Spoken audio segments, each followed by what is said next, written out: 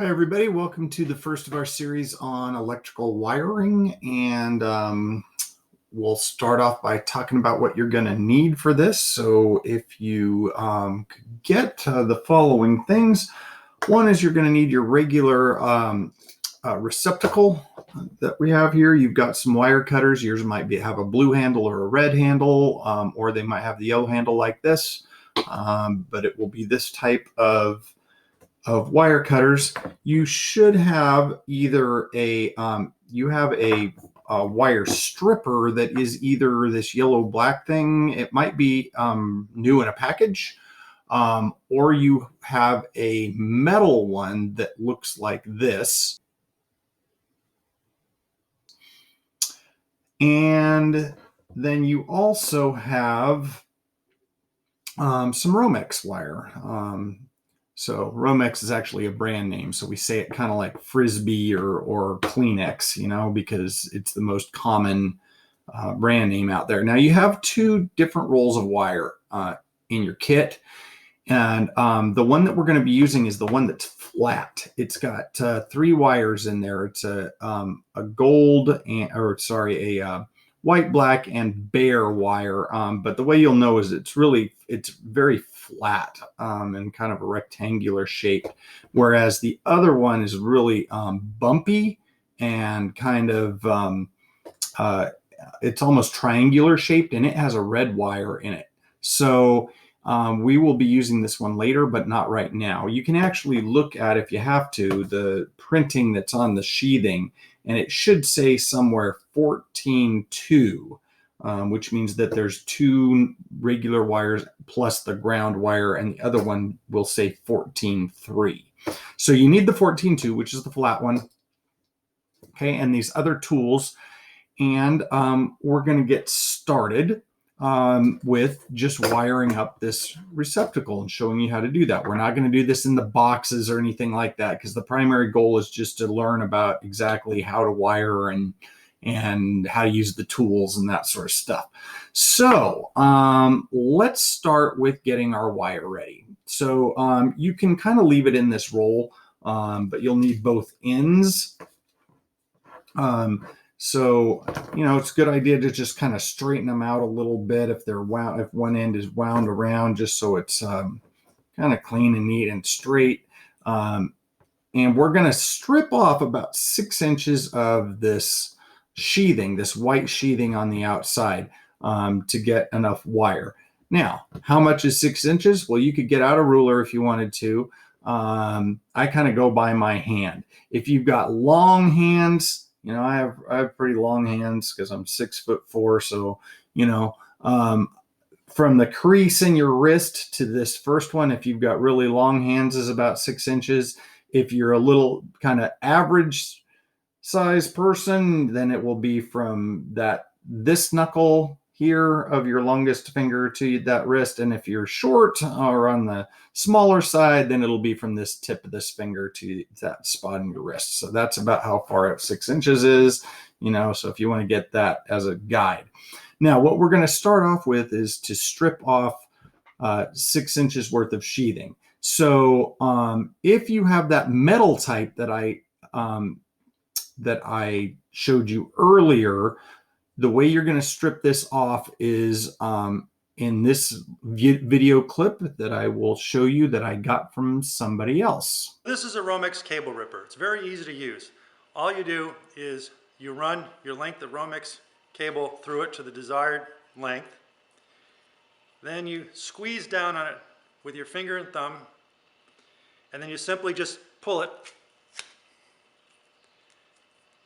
And as you can see here, you've basically put a slash in the cable wire to the desired length.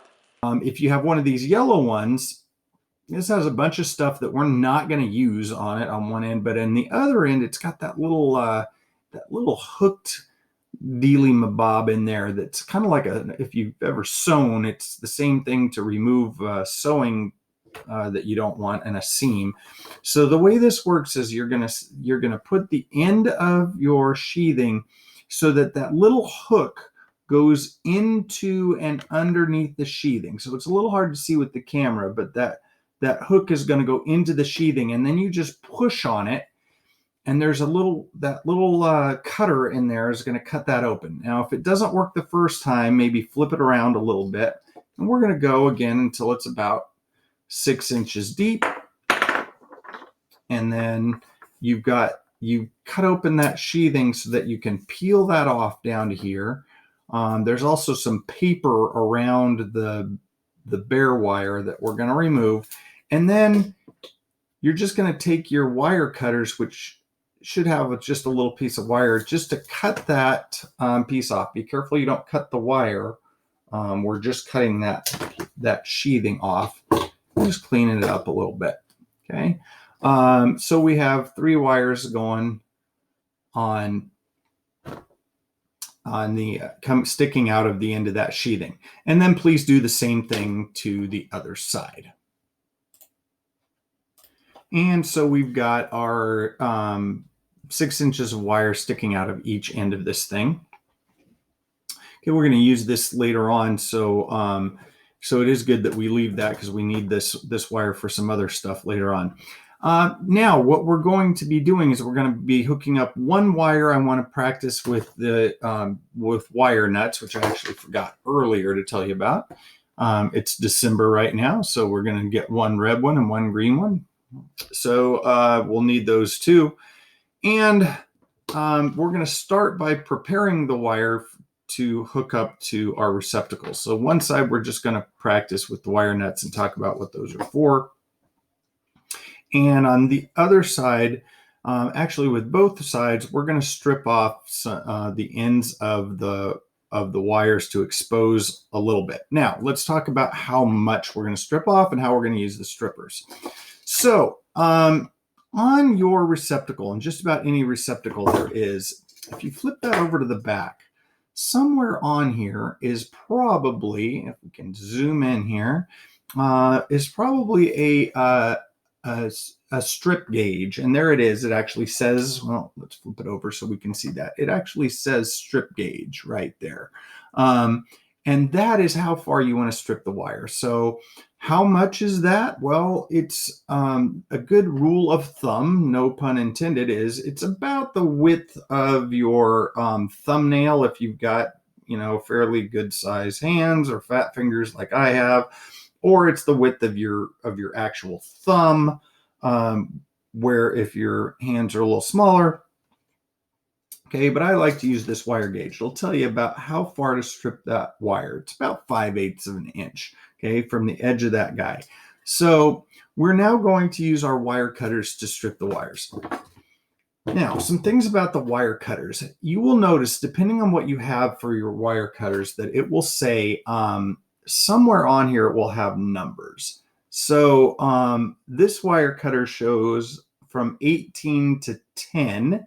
That's the gauge of wire. And over here it says AWG solid. Now, some wire cutters only have the solid numbers, and some of them you can flip them over and it will have, it will say AWG, and it will say stranded on it. Okay. Now this is solid on both sides if you have the yellow handled ones, and honestly I don't remember what the other ones are, but you want to make sure that you're looking at the side that says solid. If it only says AWG on it, then you can assume that that's solid wire.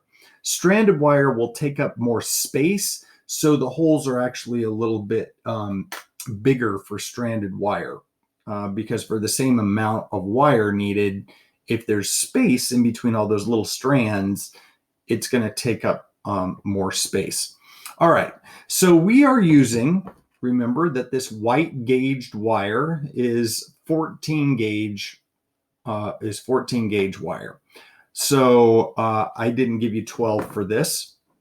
So we're going to again go to that, and I'm hoping I can show this on the camera really well. We're going to find our 14 gauge, which is 1, 2, 3 notches down from the end on this one. It might be different on yours. I'm going to find where that spot was. You can mark it if you have to, for how far that is, maybe just a little tiny bit more. Now, here's what's important about this. I'm going to squeeze this, and you'll kind of feel it clamp and go through there. And now it's very important when you do this that you pull straight out, okay? And you'll probably fling the little piece of insulation somewhere. If you twist it while you're pulling, you're gonna cut into this wire and possibly even cut it down here where it creates a weak spot. So again, let's talk about that down. I got to make sure that I'm 3 down. I'm approximately the width of my thumbnail and okay, straight out. Okay, so it's better to have like that's a little too much, but you definitely don't want to have something, and we'll discuss why in just a minute, where you only have a little bit. So we don't want to have something like that much, because then our insulation is going to get stuck under the screw, or it won't make its way all the way up into the wire nut. There's just not enough there. On the other hand, if you do too much and you get way down in here and you're exposing, an inch, then what's going to happen is when we put that onto the receptacle, there's going to be a bunch of bare wire back behind it. And that bare wire could then possibly connect with the ground wire or the neutral wire, and we have a big problem. So it is important to get that right and to get this approximately the size of what that gauge says. Now you can see here that I went a little too far with that black wire. I think you can see it's a little hard to tell, but trust me, I did a little too much. So I'm going to just snip off just the end of that black wire to get it to where I want it. All right. Now let's get all of these done. I'm going to do my remaining 2 to the size that I want them to be. I need a little more off of that one. Okay. And when we now have all of our wires exposed. Okay, so let's talk about what we're going to be doing next. So on one end, we're going to just practice with these little wire nuts. And on the other end, we're actually going to wire up our receptacle. So what I would like you to do for the wire nuts thing is we're going to take and make sure your wires are fairly even. If not, like on this, we can tell that ground wire is sticking out a little far. So I'm going to cut that to the same size as the others.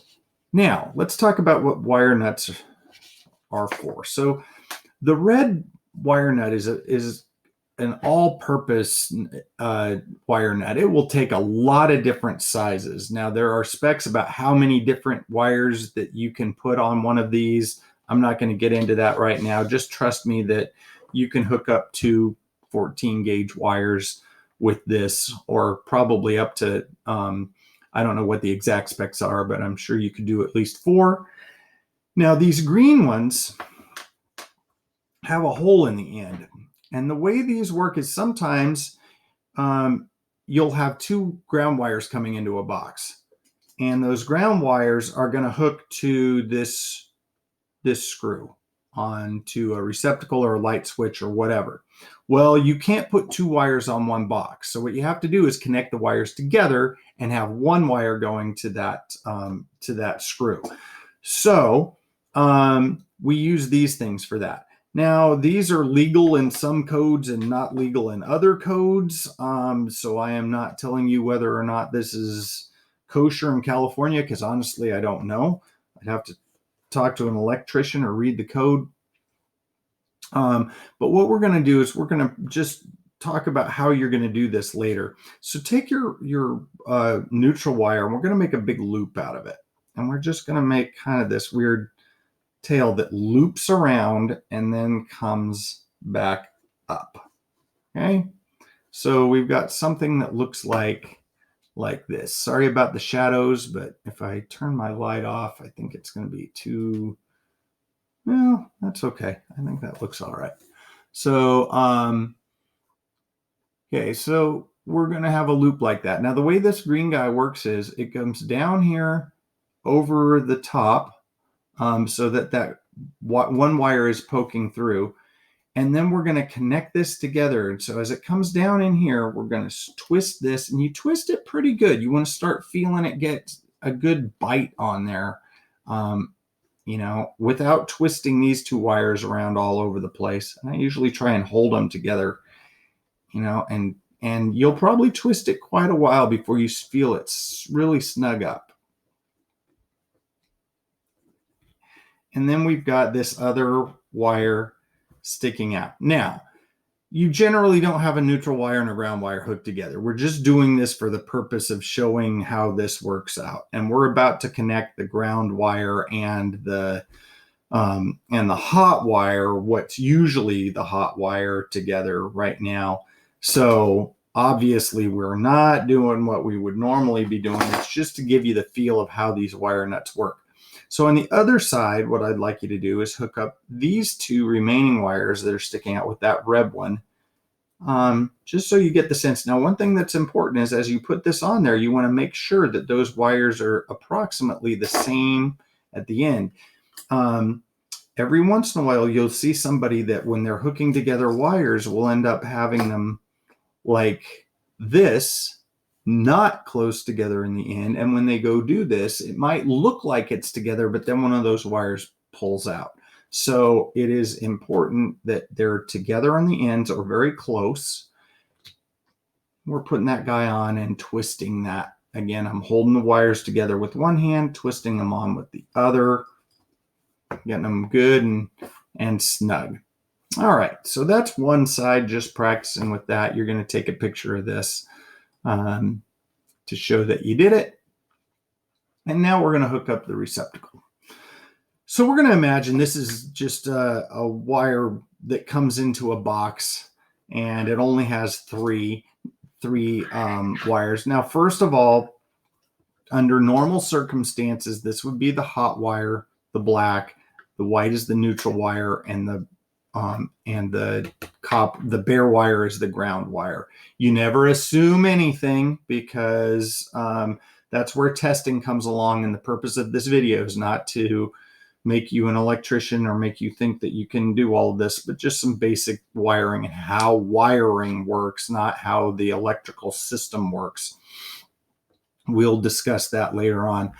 All right, so we've got a black wire, green wire, ground wire. Now, most of the time, you wire in order of safety, and safety will go from your ground wire first, then your neutral wire, and finally your hot wire.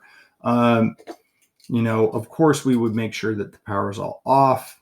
So let's talk about the receptacle a little bit before we wire it up. So your receptacle has these little wings on them that actually can be broken off if you have. Sometimes there's older style metal receptacles are often smaller than the newer ones, and sometimes the covers for them are smaller, and these things would actually stick out. So they can be broken off. There's these little screws that have these little paper tabs that hold them on until you're ready to put it on. And you have, it's almost always, especially with new stuff, you have a green wire that's on the same side, or screws, excuse me, on the same side as your white screws, which are your neutral side. Now, remember we learned earlier that your neutral and your ground actually go back to the same place in the panel. So these are connected together at some point. So that's why they're on this same side, because if something gets messed up or hitting each other or whatever, they're really connected at a different place anyway. Your brass side is the hot side, and that's isolated by itself. Now, in an earlier video, they talked about these little tabs in here that can actually be broken off so that you can isolate each side, but we're not going to do that with this. Now, let's talk about how we're going to wire this. So when I'm doing this, what I'm going to do is I'm going to put my neutral and my ground on one side. And here's what's going to be important is that we're going to make sure that our little hooks that we go around these screws are going to go the right way. Now, let's talk physics a little bit for just a second. We're about to make a hook out of the end of the wire that will then go onto one of these screws. So here's the screw, here's the end of the wire. Now, when we tighten this down, it's righty-tighty, lefty-loosey, right? So we're going to turn it in that direction to tighten it. That's important to remember about which way the arrow is going to go, and it matters. So what's going to happen is there's going to be a little part that sticks down that's going to get more grip on that screw as it tightens down. And if you have the end of your wire loop, your hook, going against the direction, what's going to happen is that this part that sticks a little lower than the rest is going to get grabbed more because it's closer to the outside, which is turning. There's more distance being traveled on the outside of the screw than the inside of the screw. And it's going to try and lift this edge off and turn that whole thing off of the screw, right? So it's trying to kind of actually take it off instead of tighten it down. If you have your curl going with the direction of the screw, then it's going to actually help pull that little curl onto the screw and tighten it around it and make a better connection. So we want to make sure that the curl of the wire is going with the direction that the screw is going to be tightened. That's really important. So I'm about to bend my pieces. Now, the easiest way to do this is your wire cutters will have these holes in them. Any kind of wire cutter will have a hole somewhere in it like this.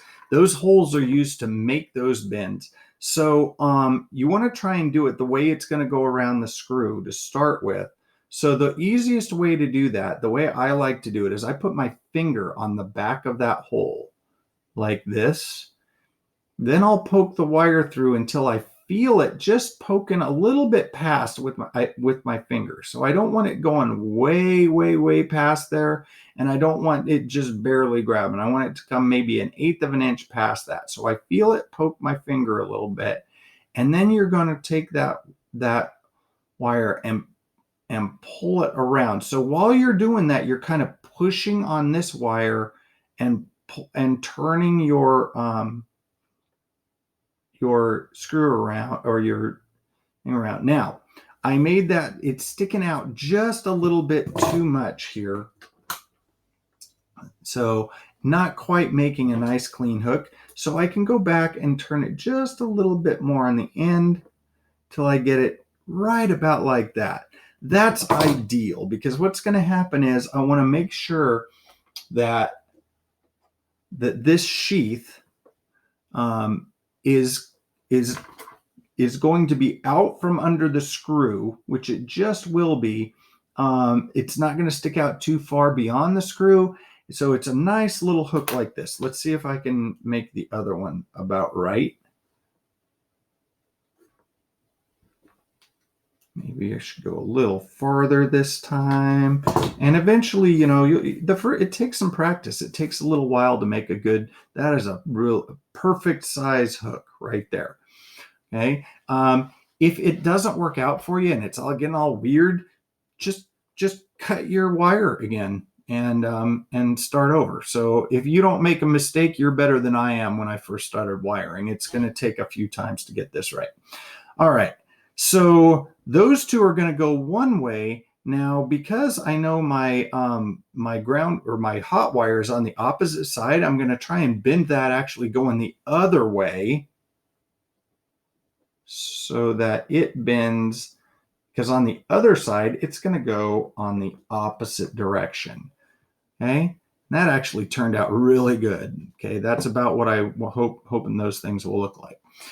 Now, when you're doing this and you're being graded on this, I am going to grade you about how well this looks. Does it look like that? Is it under the screw? Is it going the right way? All those things matter. All right. So on the first one, let's see if we can look at this. I'm going to turn back on my light again. I want to show you something about how these things work. So you'll notice on these that there's a little plastic piece. Yeah, so we can see that right here. There's a little kind of half round piece right there and over here. See that little hook? The wire is going to sit in there and go around the other. So this is almost like a little holster for the wire to sit in. Now it takes a little practice to do this. It's a little bit tricky, but we're going to put the wire on there, and you kind of have to tilt it on, angle it downward like that to kind of pull that end on and snap it in there. There we go. If your wire was the right size, and now see how that wire is nested into that little notch right there. That's what we want. Okay. Now I just realized I didn't tell you to get your screwdriver, but we're going to get that flathead screwdriver out of your kit. You can take the tag off of it, and we're going to use that flathead screwdriver to tighten up that screw. Now I like to grab it, and while I am, let's see, zoom out a little bit, and I don't want that to pop up like that. I want everything to stay under the screw. So I usually will pull with my fingers. So I'm actually pushing with my thumb and pulling the wire at the same time to keep it kind of snug. And while that's happening, it's hard to do this on the camera. I'm going to use my screwdriver and tighten that guy down. Now you want to make sure that you're tightening it down pretty snug. This is why you have a flat screwdriver and not a Phillips head screwdriver. Oh, geez. All right. So this looks pretty good. If I was grading you, I'd give you 100%. I'm going to give myself 100% right now. It is fully under the screw. There's not a bunch of insulation under the screw. Come on, focus for me. There we go. There's not a bunch of extra sticking out, okay, in any place, and it goes the right direction around the screw. That's what we're looking for. Now, I kind of messed up my own thing I was saying earlier about safety, that we should hook up the ground wire first. Ground wire hooks up the same way, only instead of a plastic little place where the wire nests, this one has a little tab there that keeps that thing from rotating around and keeps it in the right place. And we're going to, now see, that started to sneak up over here on me, and that's why I like to pull on it at the same time. I'm pulling it into place while I'm tightening that up.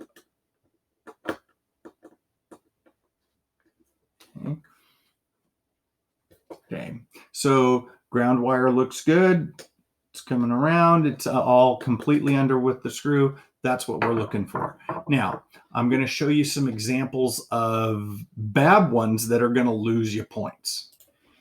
Here's one that's got the wire going the right way, but look how much exposed wire is coming out behind these. Now, not only this, but there's two, well, this is from a different one. It's okay to have neutrals on one side.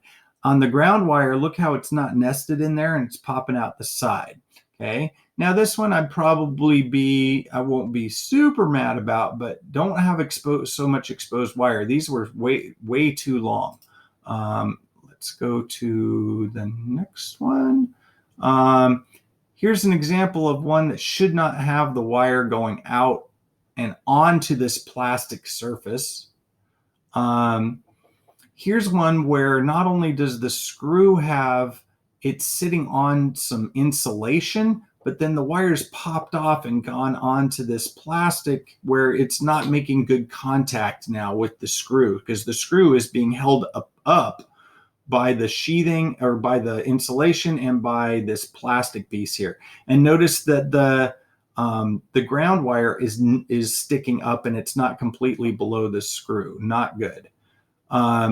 Here's one that looks like it's the right size, but it's going the wrong direction. It's going against the tightening of the screw instead of with the tightening of the screw.